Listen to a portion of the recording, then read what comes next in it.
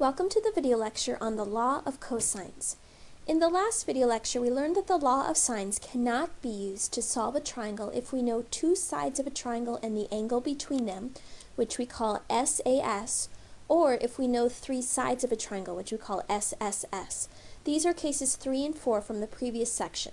In those two cases, what we're going to do instead is use the law of cosines to solve the triangle. Now, the law of cosines states that in any triangle ABC, the square of any side of the triangle is equal to the sum of the squares of the other two sides minus twice the product of those two sides times the cosine of the included angle. Symbolically, the law of cosines would look like this. Notice that it doesn't matter which side is on the left side. You can do this for any of the three sides. So a squared equals b squared plus c squared minus 2bc cosine A. The two letters that you see here should be the same two sides that you're summing on this side. The angle that you use here should be the angle opposite this side on the left. So it works for any combination of sides as long as you put the side on the left and the opposing angle on the right next to that cosine. Now notice here that if any of these angles are 90 degrees, in other words, if we have a right triangle, cosine of 90 degrees is 0. So this whole term would cancel out, leaving you c squared equals a squared plus b squared, which we know as the Pythagorean Theorem. So law of cosines is still true if you are dealing with a right triangle. It just gets simplified. But it's more powerful than the Pythagorean Theorem because it works for any kind of triangle, not just a right triangle. Now we're going to prove this law of cosines using the following picture. So here is just a generic triangle, and I have vertex A, vertex B, and vertex C. This side I am going to let be a length of c, so that makes the coordinates of this point B equal to c comma 0. This side across from angle A I'm going to let be little a, and this side over here I'm going to let be little b. Now if you notice, this is a right angle when I drop that perpendicular down. So the height of this perpendicular is equal to b, this hypotenuse, times the sine of a. And the reason why is if I let this be h, then we know that sine of angle A, this angle down here, is equal to opposite, which is this h, over the hypotenuse, which is what I'm calling b. And if I multiply both sides by b, then that's where this height h is coming from. So that's this y coordinate of point C. In a similar fashion, we can get that this horizontal distance going across is b cosine A. So that's where those two coordinates come from. Now what we're going to show is that since we have a right triangle going on here, we're going to use Pythagorean Theorem to help us figure out an equation that will lead us to this law of cosines. So let's focus in on this right triangle right here that has a hypotenuse of A. Now, according to Pythagorean Theorem on that right triangle, the hypotenuse squared, which is my A side, so the A squared, has to be these two legs here and here squared. Well, I know what this side squared is because this height h, remember, is this y coordinate of my point C. So this h is b sine A, and we need that whole leg squared. And then we need to add to that this distance here squared, this leg here squared. So to figure out this distance, we're going to take a look at these two x coordinates. The x coordinate of this point is this b cosine A, and the x coordinate of this vertex B is just c. So what would be the distance between those two x values? It would be the endpoint on the right minus the endpoint on the left. So this c minus this b cosine A. So the distance between these is just the difference between their two x coordinates. So the difference between these two x coordinates would be the c minus the b cosine A, and we need to square that whole leg. So we're really just using Pythagorean Theorem here on this little right triangle on the right side. So a squared equals that height squared plus this distance down here on the bottom squared. Now we're just going to do a little bit of algebra to see what this turns into. So I'm going to go ahead and square out b sine a, so that just becomes b squared sine squared a.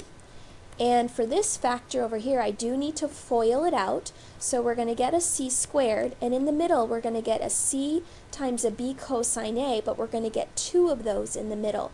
And I'm going to put that in alphabetical order. I'm going to get two b c cosine a's, and they're going to be negative because of that minus sign. Then on the end, I'm going to get b cosine a times itself.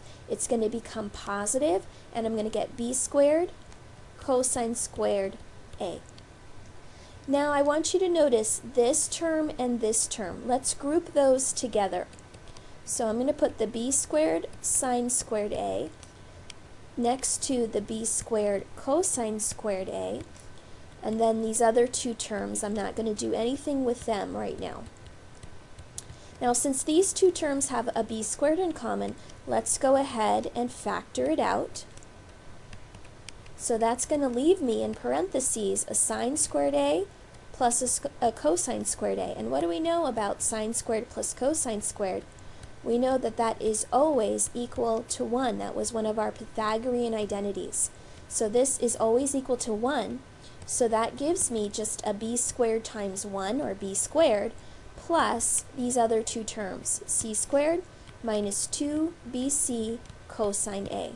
And that is exactly this first case of the law of cosines. So in a similar fashion, you could do the same exact proof, but using other right triangles. So this triangle on the left would get you the second one down here, and doing something similar could get you the bottom case. So in a similar fashion, we could prove the other cases as well. So here we go. There's our proof. Now let's put it into action. So let's take a look at this example right here. We have a triangle where we happen to know all three sides. So this is a side, side, side case. And we know that we've got side A is 5, side B is 8, side C is 12. So this is perfect for law of cosines, because what we can do is use the law of cosines to find out any of these three angles that we want. So you need to pick which angle you want to find first. It doesn't matter which one you do. Let's say that I wanted to do the case that we just proved. A squared is equal to b squared plus c squared minus 2bc. And remember that the side you're using on the left, the one that's all by itself, you need to use the opposing angle in that cosine. So if I use little a over here on the left, I need to use capital A over here on the right. So if we use this, let's plug in everything that we know. The little a is 5, so I want 5 squared. B is 8, so 8 squared. C is 12, so 12 squared, minus 2 times the b, which was 8, times c, which was 12. And we don't know what angle A is. That's what we're trying to figure out. So that'll stay cosine A. Now we're just going to do a little arithmetic. 5 squared is 25. 8 squared plus 12 squared, you could pull up your calculator for that.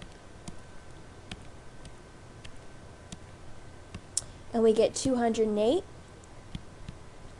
And 2 times 8 times 12, that's 192. I'm not going to show every single calculator step because I think that you can do that on your own. At this point, what we're trying to do is solve for angle A. So we want to isolate this cosine A, which means we need to get rid of some of these constants over here. You have to get rid of this 208 first because it's further away from the cosine A.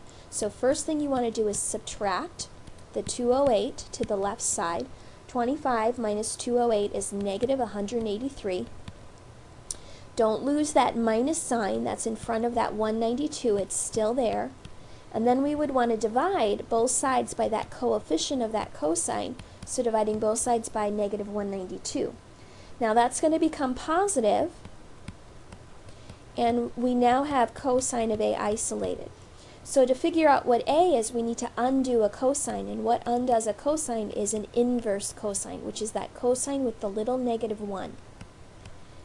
And so we're going to type this into our calculator, and you want to make sure you're in an appropriate mode. It doesn't really matter whether you give degrees or radians. I guess I would say typically in these problems we would give degrees, but it really doesn't matter. So let me check my mode. I happen to be in degree mode, so I'm just going to leave it that way. And we wanted to do an inverse cosine of 183 divided by 192. And remember, this is in degrees, so that means angle A is about 17.6 degrees. Okay, so now we know angle A. Now, how do we find angle B and angle C? Well, we're going to have to do this all over again because I don't have enough information yet. You could use law of sines if you chose to. Keep in mind that the law of sines does have that ambiguity case, so I usually try to avoid the law of sines if I can. So in this case, just for extra practice, I am going to go ahead and use this law of cosines again, and I'm going to find angle C this time. So let's do c squared equals a squared plus b squared minus 2ab cosine C. So a little c on the left, big C on the right. So little c is 12, so this becomes 12 squared equals 5 squared plus 8 squared minus 2 times 5 times 8 cosine of C. 12 squared is 144. 5 squared is 25 plus 64. And 2 times 5 is 10, times 8 would be 80. So we get 144 equals 89. And when I subtract that 89 over to the other side, I'm going to get 55. Don't lose that negative in front of that 80. And then divide both sides by -80. So we have negative 55 over 80 equals cosine of C. So that means that C is the inverse cosine of negative 55 over 80. And we're going to have to pull out the calculator again. So I'm going to do an inverse cosine of negative 55 divided by 80. Remember, we're in degrees, so we get 133.4 degrees. So now I know angle C. Once you know 2, you can always find the third by just adding up the other 2, and they have to add up, or all 3 angles have to add up to 180 degrees. So that means angle B would have to be 180 degrees minus the sum of the other 2. So this 133.4 plus that 17.6. And if you do that on your calculator, you're going to get about 29 degrees. So we know all 3 angles. We already knew all 3 sides, so we've solved the triangle. Okay? All right, let's try another example. Now this time I'm not giving you a picture. I'm telling you that side A is 2, side C is 1, and angle beta is 10 degrees. So let's draw a triangle here. Now if I let this side be A, this side be B, and this side be C, then the notation is to let the angle opposite side A be either capital A, like in the last example, or sometimes if you're using Greek letters like this problem is, this would be angle alpha. The side opposite A, or excuse me, the angle opposite side B would be angle beta, and the angle opposite side C is called gamma. So that's just using Greek letters instead of capital A, B, and C. So what do we know here? We know A is 2, we know C is 1, and we know the angle in between them is 10 degrees. So this is side, angle, side. So this is SAS. Okay? So if you have SAS, that is perfect for law of cosines, because you know the 2 sides and the angle in between. That means you have enough information to be able to get the side opposite the angle that you know. So let's see why. If I want to find side B, then I'm going to use b squared equals a squared plus c squared minus 2ac cosine of the angle opposite side B, which is our beta. And this is perfect because I know A, C, and beta. So I'm just going to fill in my numbers. A is 2, C is 1, and beta is that 10 degrees. So this becomes 2 squared, which is 4, plus 1 squared, which is 1, so 4 plus 1 is 5. 2 times 2 is 4. So we pull out the calculator, and if you want here to just save yourself a step of typing in, your b is going to be the square root of this answer, because this 5 minus 4 cosine 10 is b squared. So you always have to take that square root at the end. So let's just type this whole expression into our calculator. So square root of 5 minus 4 cosine, and I'm still in degrees, which is good. Close my parentheses for the square root, and we get 1.029. I'm going to round that off to 1.03. So that is our side B. So now we know all three sides. If we know all three sides, we can find any angle that we want. Again, you could use law of sines here because you know sine of beta over B. You could do sine of alpha over A or sine of gamma over C. That works as well. But I try to avoid using the law of sines because of that ambiguity case. It just creates more problems than it's worth. So I'm just going to go ahead and use the law of cosines again. And this time, if I want to find angle gamma here, then all I have to do is use my c squared on the left equals a squared plus b squared minus 2ab cosine gamma.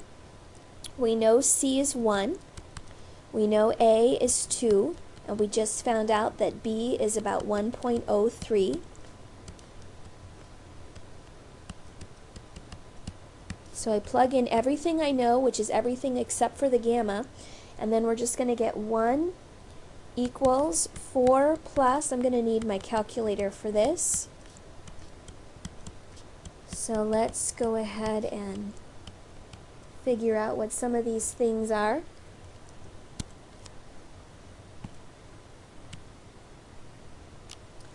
So if we do 4 plus 1.03 squared, that's going to make this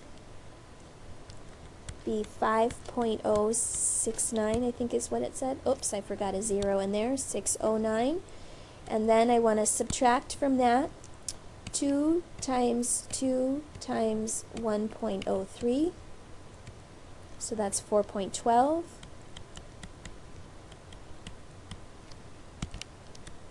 So now what I'd want to do is subtract that 5.0609 from the 1. So let's do 1 minus 5.0609.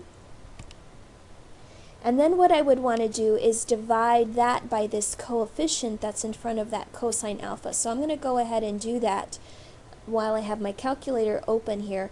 Let's take that answer and divide it by negative 4.12. Whoops. So that's, oh, shoot, sorry about that.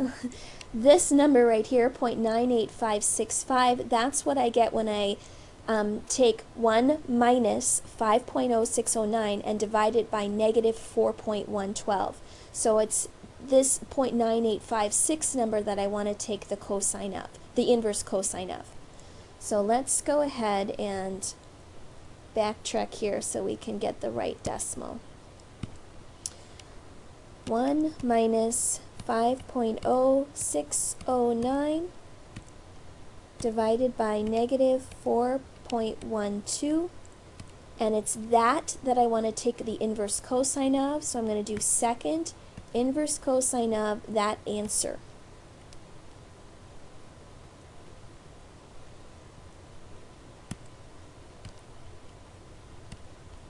So we kind of preserve some of that accuracy. And this, remember, is in degrees. So my angle gamma is 9.7 degrees.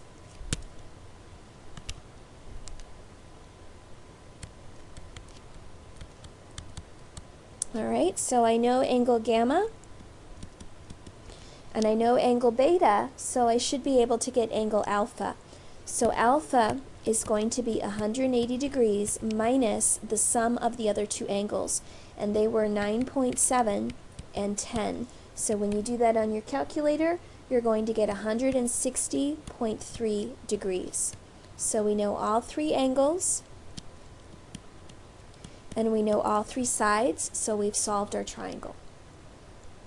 So you want to use law of cosines whenever you have SSS or SAS. Okay? Now the last couple of examples here are just going to be some applications. So on this next one here, we have an airplane that flies from city A to city B, a distance of 150 miles, and then turns through an angle of 50 degrees and flies to city C, a distance of 100 miles. So we really need to draw a good picture here so we can visualize what's going on. So we have city A, let's mark that off over here, is flying to city B, and that's a distance of 150 miles.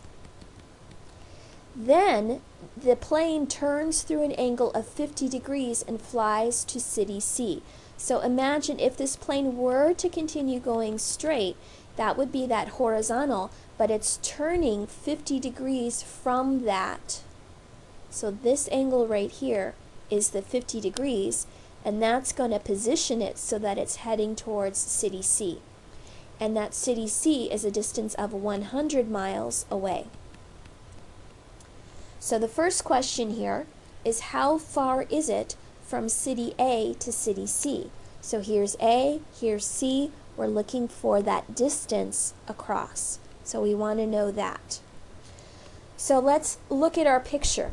We have this side and we have this side, and we're looking for this side over here. I'm going to call this side over here little b because it's across from angle B, and angle B is this angle right here.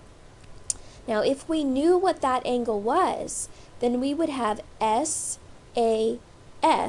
so we could do law of cosines. Now do I know what angle B is? Not directly, but we know that this horizontal line going across is 180 degrees, and if this turn is 50, then that forces this obtuse angle here to be 130 degrees because the two are supplementary angles and they have to add up to that 180. So now I do have SAS. So we can use law of cosines. I want the side that I'm looking for, this little b, on the left by itself, and then the other two sides get squared and summed, and we subtract -2 times the product of those two sides times the cosine of the angle between them, which is that 130 degrees.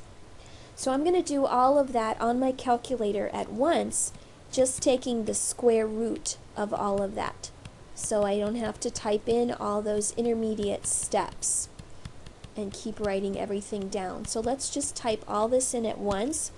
Hopefully my calculator will cooperate here. So we want a big square root, and we want 150 squared plus 100 squared minus 2 times 150 times 100 times cosine of 130, we're still in degrees. Close the parentheses for the cosine, close the parentheses for the square root, and we get b is 227.56. And since this is an application problem, we want to give some units. B is this distance, so it should be the same units as my other two distances, which were miles. So this diagonal distance is 227.56 miles. So then the next question is, through what angle should the pilot turn at city C to return to city A? So let's draw that situation. So here's my city C over here.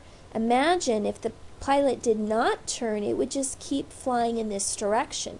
So it's going to have to turn this way to go back towards city A. So we basically are looking for what this angle is right here. Now, that's not a part of this triangle that we're working with here. So what we can realize, though, is that this angle that we're looking for is the supplement of this little angle right here, and that's angle C. And we can find angle C by using law of cosines again, because I know the side opposite it, and I know the other two sides since we just figured out side B, and therefore we should be able to figure out what this little tiny angle C is. So let's do that. We have that the side opposite is this 150. The other two sides were the 100 squared and this 227.56 squared minus 2 times the product of those two sides times the cosine of this angle C that we're looking for. So what I'm going to do is try to type in most of this on my calculator. So what I'm going to do is take this 150 squared, I'm going to subtract the 100 squared over, I'm going to subtract the 227.56 squared over. I'm just showing you some of the intermediate work here so you can see what I'm doing, so I can pull up my calculator at the very end. And we're going to take all of this stuff in front of that cosine and divide all of this on top by this whole product. So what I would be left with then on the right side is just cosine of C of all this big fraction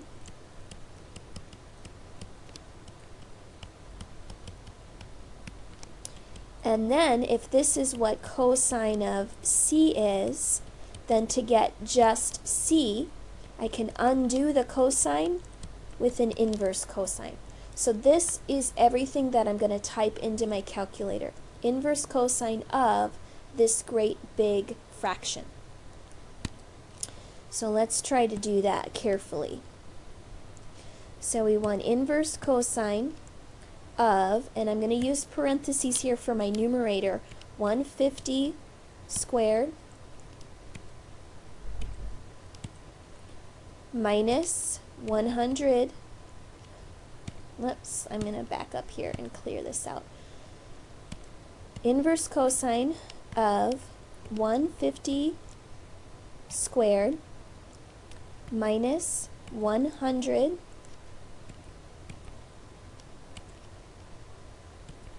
squared minus that 227.56 squared. That's all of my numerator, and then we're dividing that by negative 2 times 100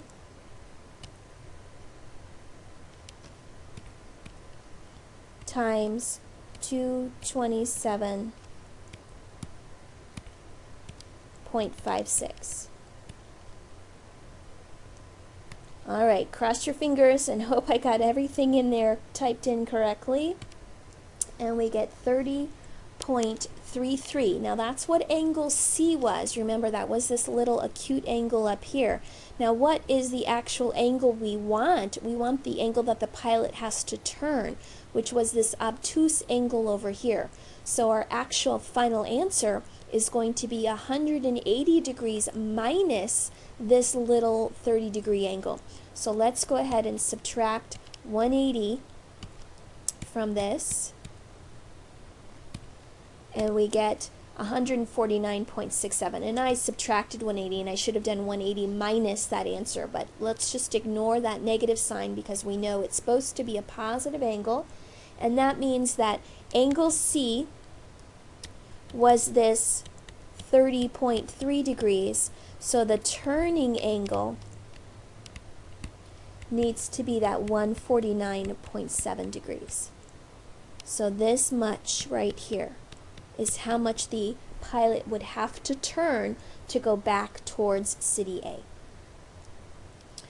Okay, last example here, we have a 125-foot tower located on the side of a mountain that is inclined 32 degrees to the horizontal.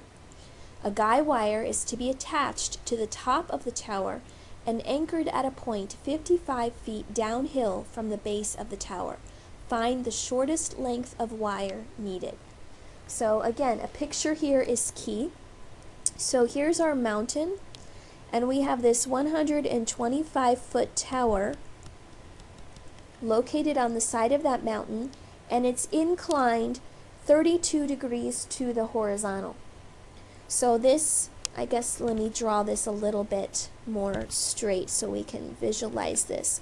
This incline of the mountain, what they're talking about, that 32 degrees to the horizontal, would be this angle right here. So if you were to walk up the side of that mountain, you'd be climbing at a 32-degree incline. So that's what that's referring to. Now remember what a guy wire is. It's just a wire that's attached to your tower or your building or whatever it happens to be, and this one's attached at the top, and then it's anchored to the ground to help stabilize and give support to that tower. So this guy wire doesn't go all the way down, but it's anchored at a point 55 feet downhill from the base of the tower. So the distance from the base of the tower to where it's anchored on the ground, this distance here is 55 miles. What we want to know is the shortest length of wire needed. So we want to know this side right here. I'll call that C. Okay, so if we know all of that, what are we going to use to figure out our problem? Okay, so think about what we know here. We know this height of this tower is that 125 feet, and we know this distance here is 55. If we knew this angle in between, we would have SAS, and that would easily be able to tell us using law of cosines this side C that we're trying to find. So we need to see if we can figure out what this angle in between these two sides happens to be. Now it's a little tricky at first to figure it out, but what you want to imagine doing is dropping this down, because the only angle we know is this 32-degree incline for the mountain. But if you drop this perpendicular down, then you now have in black here a right triangle. And if I know this angle right here is 32 degrees, then I know what this little angle at the top has to be. What's 90 minus 32 degrees? 58. So if I know that this little angle right here is 58 degrees, how does that help me get this angle right here? Well, the two of these added together form a nice straight line. So these are supplementary angles. That means this angle right here, the one that's in between, that included angle that we're looking for, must be 180 minus 58 degrees. And that's 122 degrees. So that means that this angle